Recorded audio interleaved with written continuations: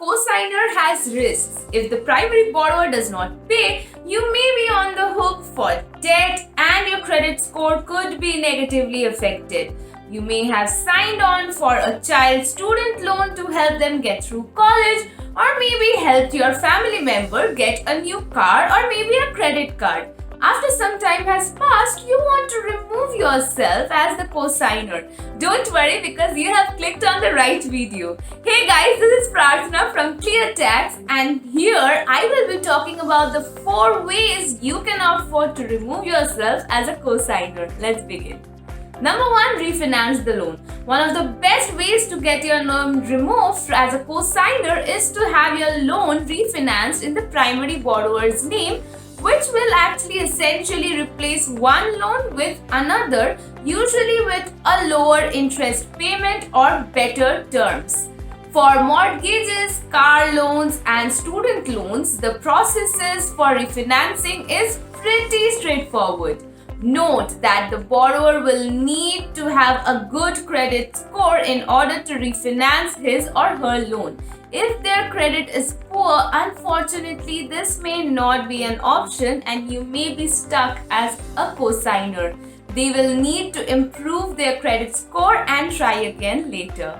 Number 2, asks to be removed. Depending on the credit history of the primary borrower, some lenders may give the cosigner the option to be removed after a certain period of time, though this situation is rare as it does not benefit the lender. Check the loan documents to see if your loan allows this. You may also call the lender to inquire. In some situations, the primary borrower may be able to have you removed as the cosigner.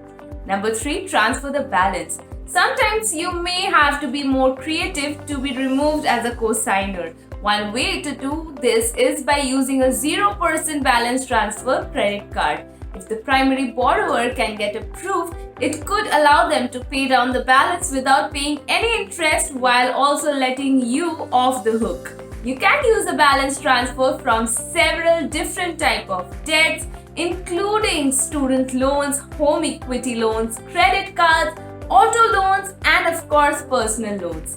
In terms of the borrower, transferring certain types of debts makes more sense than others.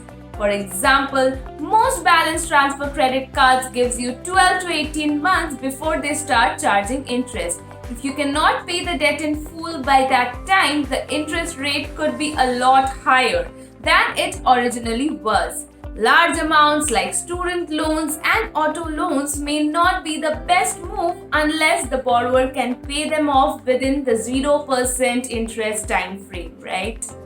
Lastly, sell the asset or pay off the balance. Depending on your relationship with the person you co-signed for and the type of debt, you could just pay off the debt or ask them to sell the asset and take whatever financial loss you might face.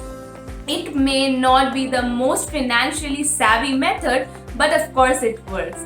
As a cosigner, you agreed to be the backup in the event of the primary borrower, just in case he or she doesn't make the payments. Though you might have their best interests at heart, you'll want to make sure that you are in the position to make any payments to protect your own credit.